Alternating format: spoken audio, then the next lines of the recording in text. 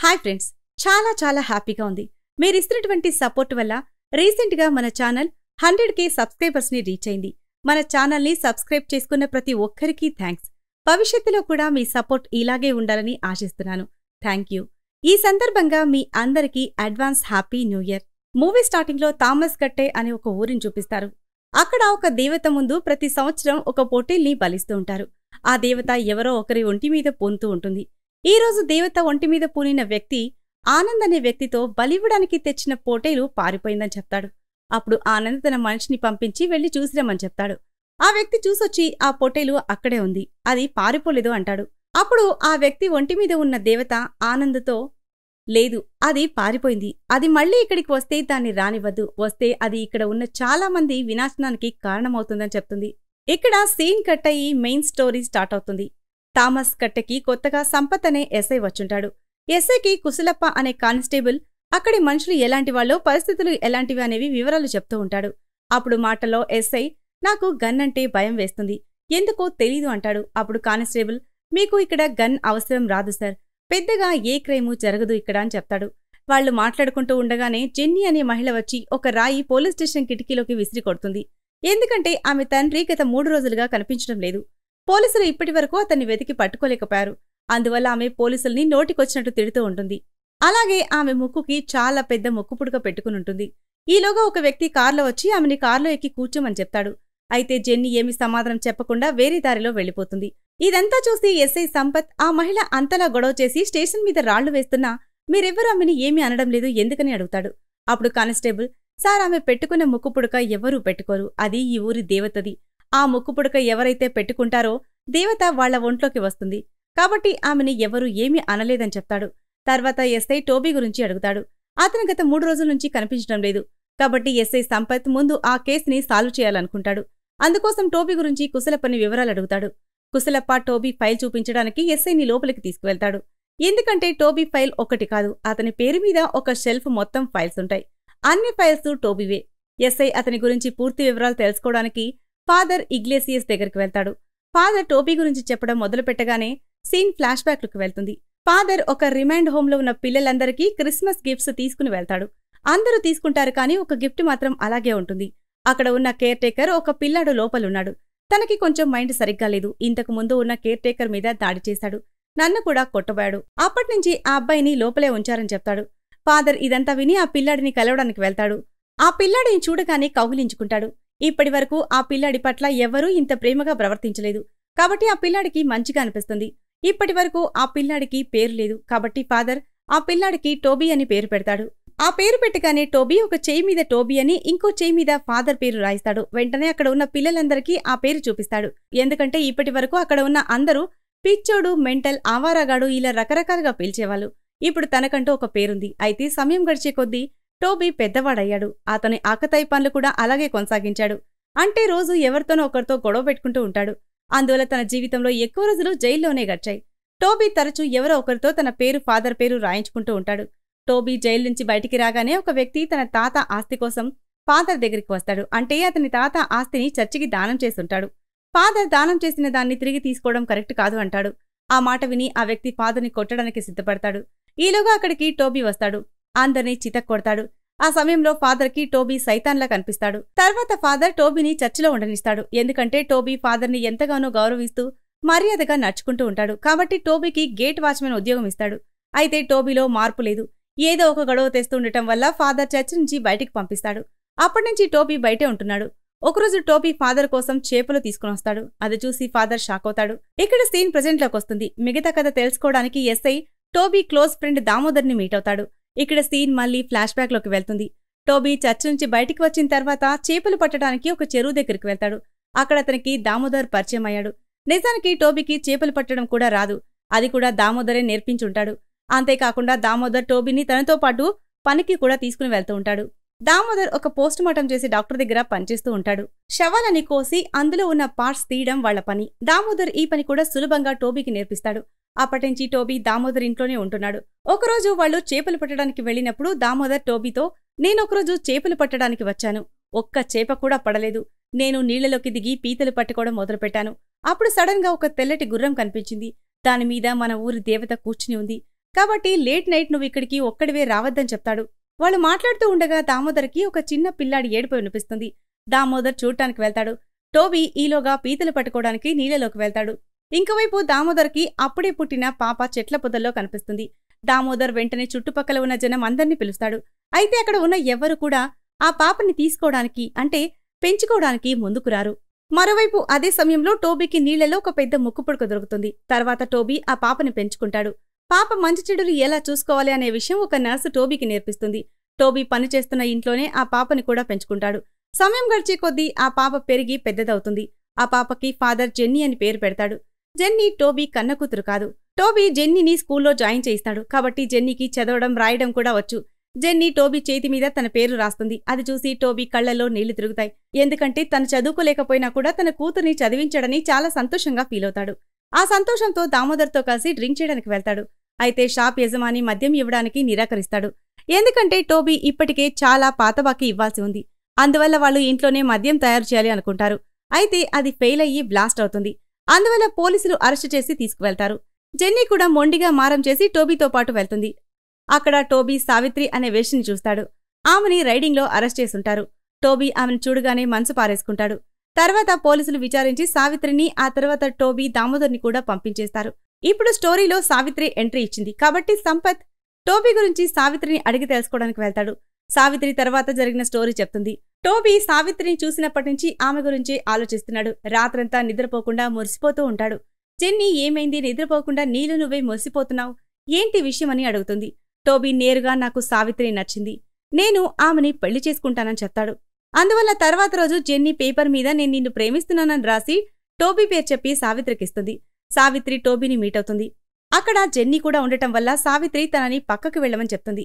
ఎందుకంటే పెద్దవాళ్లు మాట్లాడే సమయంలో చిన్నపిల్ల ఉండకూడదని. అయితే జెన్నీ టోబీ మాట్లాడలేడని, కాబట్టి నా అవసరం ఉందని చెప్తుంది. చేసేదేమీ లేక సావిత్రి జెన్నీ ముందే నేను నా అవసరాలు తీర్చుకోవడం కోసం చాలా మంది వ్యక్తులతో గడుపుతూ ఉంటాను, కాబట్టి నేను టోబీని పెళ్లి చేసుకోలేను, కానీ ఫ్రెండ్గా ఉంటాను అంటుంది. జెన్నీకి అర్థం కాకపోయినా టోబీకి విషయం అర్థమవుతుంది. తను ఫ్రెండ్షిప్కి ఓకే చెప్తాడు. అలా కొన్ని రోజులు వాళ్ళ ఫ్రెండ్షిప్ కొనసాగుతుంది. సావిత్రి తన వృత్తి తను చేసుకుంటూ ఉంటుంది. ఒకరోజు ఆమె వేరే వ్యక్తితో ఉండటం టోబీ చూస్తాడు. అప్పటినుంచి ఆమెతో మాట్లాడటమే మానేస్తాడు. అయితే రాత్రిపూట సావిత్రి ఇంటి బయట వెళ్లి నిలబడుతూ ఉంటాడు. ఒకరోజు సావిత్రి జెన్నీతో పాటు టోబీని కలుస్తుంది. టోబీతో నేను నా గురించి నీకు ముందే చెప్పాను, నీకు ఇష్టం ఉంటే నాతో మాట్లాడు, లేదంటే నీ కర్మ, నీ ఇష్టం వచ్చినట్లు నువ్వు చేసుకో అంటుంది. టోబీ మళ్లీ ఆమెతో స్నేహం చేస్తాడు. ఈసారి జెన్నీ కూడా సావిత్రి దగ్గరికి ఎప్పుడు వెళ్లాలి, ఎప్పుడు వెళ్లకూడదు అనేది అర్థం చేసుకుంటుంది. వీళ్ల స్నేహం కొనసాగుతుంది. సమయం గడిచే కొద్దీ జెన్నీ పెద్దదవుతుంది. ఒకరోజు స్కూల్లో జెన్నీ స్పోర్ట్స్ టీచర్ తన పట్ల తప్పుగా ప్రవర్తించడానికి ప్రయత్నం చేస్తాడు. జెన్నీ అతన్ని స్కూల్ అంతా తరిమి కొడుతుంది. తర్వాత తను సావిత్రితో ఆ విషయం చెప్పి ఇక మీదట స్కూల్ మానేస్తున్నానని చెప్తుంది. అప్పట్నుంచి జెన్నీ పీతలు పడుతూ వాటిని అమ్మడం ద్వారా జీవనం కొనసాగిస్తూ ఉంటుంది. ఇంకోవైపు టోబీ రాత్రి సావిత్రి ఇంటికి వెళ్తాడు. ఆమె టోబీ కోసం తలుపులు తీయదు. అతని మొహం మీదే నీళ్లు కొట్టి, అక్కడ నీ కూతురు కష్టపడి పనిచేస్తుంటే నువ్వు సిగ్గు లేకుండా తన డబ్బుతో తాగుతున్నావా, నువ్వు నీ కూతురి కోసం ఒక సొంత ఇల్లు కట్టు, అప్పుడు నేనే నిన్ను పెళ్లి చేసుకుంటానని చెప్తుంది. ఆ మాట వినిగానే టోబీ లోన్ కోసం చాలా బ్యాంకులు తిరుగుతాడు. అయితే ఏ బ్యాంకు కూడా లోన్ ఇవ్వదు. టోబీ నిరాశతో ఇంటికి వెళ్తాడు. ఇక్కడ స్టోరీలో సంతోష్ అనే రౌడీ ఎంట్రీ ఇస్తాడు. అతను ముందు మనుషుల మిస్సింగ్ పోస్టర్స్ అతికించి తర్వాత వాళ్ళని చంపేస్తాడు. అతనికి ఆ ఊర్లో అందరూ భయపడతారు. భయపడే వాళ్లలో ఆనంద్ కూడా ఒకడు. ఆనంద్ కేరళ నుంచి గొర్రెలు తీసుకొచ్చి ఇక్కడ వాటి మాంసాన్ని అమ్ముతూ ఉంటాడు. ఆనంద్ మాంసం అమ్మడం సంతోష్కి నచ్చదు. కాబట్టి ఇక మీదట నువ్వు ఇక్కడ బిజినెస్ చేయాలనుకుంటే ఆ గొర్రెల్ని నువ్వు నా దగ్గరే కొనుక్కోవాలని చెప్తాడు. ముందు సరే అని చెప్పినా కూడా ఆనంద్ తర్వాత రాత్రులు దొంగతనంగా కేరళ నుంచి గొర్రెలు తెప్పించుకుని బిజినెస్ రన్ చేస్తూ ఉంటాడు. ఆ కారణం చేత సంతోష్ ఆనంద్ ఫోటోని గోడ మీద మిస్సింగ్ పోస్టర్ వేస్తాడు. ఆనంద్ తన ప్రాణానికి ప్రమాదం ఉందని అడవిలోకి పారిపోతాడు. తన ఫ్రెండ్స్ కూడా తనతో పాటే అక్కడే దాక్కుని ఉంటారు. వాళ్ళు మనం బతకాలంటే సంతోష్ని చంపేయాలి, కానీ ఈ పని ఎవరు చేస్తారో అని ఆలోచిస్తూ ఉంటారు. ఎందుకంటే వాళ్లలో ఎవ్వరికి కూడా అతని చంపే ధైర్యం లేదు. కాబట్టి ఇవాళ అందరూ కలిసి ఈ పని టోబీతో చేయించాలని నిర్ణయించుకుంటారు. టోబీని కలిసి సంతోష్ని చంపేస్తే తనకు కావాల్సినంత డబ్బులిస్తామని చెప్తారు. అయితే టోబీకి ఇల్లు కావాలి. అందువల్ల ఆనంద్ అతనికి ఇల్లివ్వడానికి కూడా అంగీకరిస్తాడు. వెంటనే టోబీ తన పని మొదలు పెడతాడు. సంతోష్ని రప్పించడం కోసం కేరళ నుంచి చాలా గొర్రెలు తెప్పించి అక్కడికి పంపిస్తాడు. ఆ విషయం తెలిసి సంతోష్ తన మనుషులతో వెంటనే అక్కడికొస్తాడు. సంతోష్ రాగానే టోబీ సంతోష్ని తన మనుషుల్ని చంపేస్తాడు. తర్వాత సావిత్రిని పెళ్లి చేసుకుని కొత్త ఇంట్లోకి అడుగుపెడతాడు. అయితే ఇక్కడ చిన్న ట్విస్ట్ ఉంది. అదేంటంటే ఇదంతా అతని కల. నిజానికి టోబీ సంతోష్ని తన మనుషుని చంపిన వెంటనే పోలీసులు అతన్ని అరెస్టు చేశారు. తర్వాత ఆనంద్ ఒక చిన్న ఇంటిని జెన్నీకి ఇచ్చి తన మాట నెరవేర్చుకున్నాడు. ఇప్పుడు జెన్నీ ఒంటరిగా మిగిలిపోయింది. ఇక సావిత్రి విషయానికొస్తే తన భవిష్యత్తు కోసం ఆమె నారాయణ అనే వ్యక్తిని పెళ్లి చేసుకుంటుంది. తర్వాత ఆనంద్ సంతోష్ ఇంటికి వెళ్లి మొత్తం తన కంట్రోల్లోకి తీసుకుంటాడు. ఇక్కడ సీన్ మళ్లీ ప్రెజెంట్లోకి వస్తుంది. ఎస్ఐ సంపత్, కానిస్టేబుల్ కుశలప్ప ఇద్దరు జెన్నీ ఇంటికి వెళ్తారు. అక్కడ జెన్నీ ఉండదు. అయితే పక్కింటావిడ తర్వాత స్టోరీ వాళ్ళకి చెప్తుంది. ఆనంద్ సంతోష్ చేస్తున్న అన్ని పనులు తను కూడా చేస్తూ ఉంటాడు. అయితే ఒక సిన్సియర్ ఆఫీసర్ ప్రతిసారి అతని స్టాక్ ఉన్న లోడ్ పట్టుకుంటూ ఉంటాడు. కాబట్టి ఇప్పుడు ఆనంద్కి మళ్లీ టోబీతో అవసరం ఏర్పడుతుంది. అందుకోసం అతను టోబీని జైలు నుంచి విడిపిస్తాడు. టోబీని తీసుకురావడానికి దామోదర్, జెన్నీ వెళ్తారు. సావిత్రి పెళ్లి విషయం తెలిసి టోబీ చాలా బాధపడతాడు. అలాగే జెన్నీ ఆనంద్ దగ్గర పనిచేసే ప్రశాంత్ అనే అబ్బాయిని ప్రేమిస్తూ ఉంటుంది. అతను కూడా ఆమెను ప్రేమిస్తూ ఉంటాడు. తర్వాత ఒకరోజు ఆనంద్ టోబీ దగ్గరికి వచ్చి, నువ్వు నన్ను కలవడానికి రాలేదు, నీకేదైనా అవసరం ఉంటే తప్పకుండా నన్ను కలవని చెప్తాడు. అప్పుడు జెన్నీ, టోబీ ఎక్కడికి వెళ్ళడు, మాకు మీ అవసరం ఏర్పడదు అంటుంది. తర్వాత ఆనంద్ వాళ్ళింటికి ఒక నోటీస్ వేయిస్తాడు. ఆ ఇల్లు గవర్నమెంట్ ప్లేస్లో కట్టిందని, కాబట్టి దానికి రెంట్ ఇవ్వాల్సింటుందని నోటీసులు ఉంటాయి. కాబట్టి ఇప్పుడు ఇంటి కోసం టోబీ ఆనంద్ దగ్గరికి వెళ్లాల్సొస్తుంది. అయితే ఇదంతా ఆనందే చేయిస్తున్నాడన్న విషయం టోబీకి తెలీదు. ఆనంద్ కావాలనే టోబీ ముందు ఒక ఫోన్ చేసి అంతా సరిచేయిస్తాడు. అందువల్ల టోబీ ఆనంద్ కోసం పనిచేయడానికి ఒప్పుకుంటాడు. ముందు ఆ ఆఫీసర్ని చంపేస్తాడు. తర్వాత అలా చాలా మందిని చంపేసి మీట్ గ్రైండ్ చేసే మిషన్లో వేసి కనపడకుండా మాయం చేస్తాడు. ఈ విషయం జెన్నీకి తెలిసి బాగా తిడుతుంది. తర్వాత ఆనంద్ మళ్లీ టోబీని అరెస్టు చేయిస్తాడు. టోబీని విడిపించుకోవడం కోసం దామోదర్, జెన్నీ ఇద్దరూ ఆనంద్ ఇంటి చుట్టూ తిరుగుతూ ఉంటారు. ఒకరోజు రాత్రి జెన్నీ ఒంటరిగా ఉన్నప్పుడు ఆనంద్ జెన్నీ ఇంటికి వెళ్లి, మీ నాన్నని బయటకు తీసుకురావాలంటే నువ్వు నాతో పడుకోవాలని చెప్తాడు. పాపం తను ఏమీ చేయలేని పరిస్థితిలో ఉంటుంది. కాబట్టి తన తండ్రి కోసం అతనితో ఆ పని చేయడానికి అంగీకరిస్తుంది. ఆనంద్ తన పని ముగించుకుని హుండీలో రూపాయి నాణెం వేసి వెళ్ళిపోతాడు. తర్వాత రోజు టోబీ ఇంటికి తిరిగొచ్చేస్తాడు. అయితే మళ్లీ ఆనంద్ చెప్పడం వల్ల టోబీని మళ్లీ పోలీస్ స్టేషన్లో వేస్తారు. అలా ఆనంద్ చాలాసార్లు ఇదే రిపీట్ చేస్తూ ఉంటాడు. తర్వాత టోబీ జైలు నుంచి బయటికి వస్తాడు. అయితే అతని ధ్యాసంతా మందు మీదే ఉంటుంది. ఒకరోజు టోబీ జెన్నీ హుండీలో డబ్బులు బయటికి తీస్తూ ఉంటాడు. అది చూసి జెన్నీ వాటిని ముట్టుకోవద్దని చెప్పి తిడుతుంది. అప్పుడు టోబీ తన కూతురు గర్భవతిగా ఉండడం చూస్తాడు. అయితే ఆ బిడ్డకి తండ్రెవరు? జెన్నీ ఆ బిడ్డకి తండ్రి ఎవరు అనే విషయం తన తండ్రితో చెప్పదు. కాబట్టి టోబీ ఈ విషయం గురించి ఆనంద్తో చెప్తాడు. ఆనంద్ పంచాయతీలో ఆ బిడ్డకి తండ్రి ఎవరని అడుగుతాడు. అప్పుడు ప్రశాంత్ ఆ బిడ్డకి తండ్రి నేనే అని చెప్తాడు. అప్పుడు టోబీ అతన్ని కొట్టడానికి వెళ్తాడు. జెన్నీ ప్రశాంత్ చేయి పట్టుకుని నేను అతన్ని ప్రేమిస్తున్నానని చెప్తుంది. ఆ మాట విని టోబీ చాలా బాధపడతాడు. ఇల్లు వదిలేసి తన ఫ్రెండ్ ఇంట్లో ఉంటాడు. జెన్నీ ప్రశాంత్ని పెళ్లి చేసుకుంటుంది. ఆమెకి ఒక కూతురు పుడుతుంది. ఇదంతా టోబీ చూస్తూ ఉంటాడు కానీ వాళ్లతో కలవడు. మరోవైపు మళ్లీ ఆనంద్ సరుకు పట్టుకుంటూ ఉంటారు. ఈ విషయం ప్రశాంతే పోలీసులకి ఇన్ఫార్మ్ చేస్తున్నాడని తెలుస్తుంది. అప్పుడు ఆనంద్ టోబీతో, ప్రశాంత్ నాకు శత్రువు, నీకూడా శత్రువు, కాబట్టి వాడిని చంపేయ్ అంటాడు. తర్వాత ఇంట్లో ప్రశాంత్ ఒంటరిగా ఉండడం చూసి టోబీ అతని గొంతు నులిమి చంపే ప్రయత్నం చేస్తాడు. ఈలోగా జెన్నీ అక్కడికొస్తుంది. ప్రశాంత్ ప్రాణాలతో బయటపడతాడు. అప్పటికే జెన్నీ సహనం కోల్పోయి ఉంటుంది. ఆమె ఏడుస్తూ టోబీతో, ఈ అమ్మాయి ప్రశాంత్ కూతురు కాదు, మీ ఓనర్ ఆనంద్ కూతురు.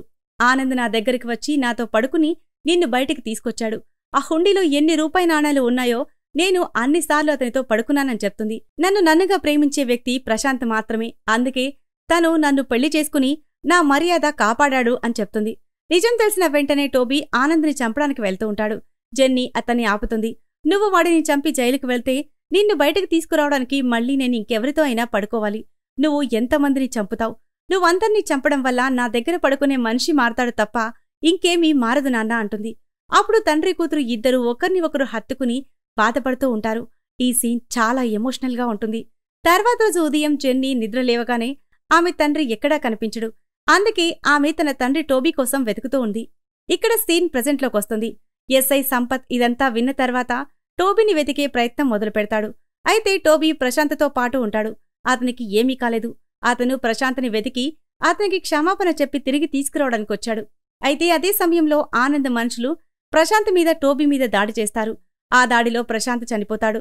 టోబీ పరిస్థితి దారుణంగా ఉంటుంది. హాస్పిటల్లో డాక్టర్ జెన్నీ పక్కింటి మహిళతో, జెన్నీ ఆనందే ప్రశాంత్ని చంపించాడని తెలిసి సర్జికల్ నైఫ్ తీసుకుని అతన్ని చంపడానికి వెళ్ళింది. నేను ఆమెని ఆపడానికి ప్రయత్నం చేశాను. అయితే ఆమె నా మాట వినిపించుకోలేదు. ఆనంద్ ఆమెని చంపేశాడని చెప్తాడు. అయితే అప్పుడే స్పృహలోకి వచ్చిన టోబీ వాళ్ల మాటలు వింటాడు. వెంటనే డంప్ యార్డ్కి వెళ్తాడు. అక్కడ తన కూతురు శవంతో పాటు తన ముక్కుకి ఉన్న ముక్కుపుడక కూడా దొరుకుతుంది. అది టోబీకి నీళ్లలో దొరికింది. టోబీ ఆ ముక్కుపుడకని ధరించి గుర్రం మీద కూర్చుని ఆ ఊరి దేవత వేషాధారంలో వెళ్తాడు. ఆ వేషంలో దేవత జాతరలోకి వెళ్లి ఆనంద్ని చంపేస్తాడు. ఈ సీన్నే మూవీ స్టార్టింగ్లో చూపించారు. ఈలోగా ఎస్ఐ సంపత్ అక్కడికి చేరుకుంటాడు. టోబీని స్పాట్లోనే షూట్ చేసి చంపేస్తాడు. ఇప్పుడు జెన్నీ కూతురు టోబీ శవం దగ్గర కూర్చుని ఏడుస్తూ ఉంటుంది. టోబీని చేరదీసిన ఫాదరే ఈ అమ్మాయిని కూడా తనతో పాటు తీసుకుని వెళ్తాడు. ఈ సీన్తో మూవీ ఎండ్ అవుతుంది. సో ఇది ఫ్రెండ్స్ ఇవాల్టి స్టోరీ. ఈ స్టోరీ గనక మీకు నచ్చినట్లయితే మరికొన్ని ఇంట్రెస్టింగ్ స్టోరీస్ కోసం ఛానల్ని సబ్స్క్రైబ్ చేయండి. Thanks for watching.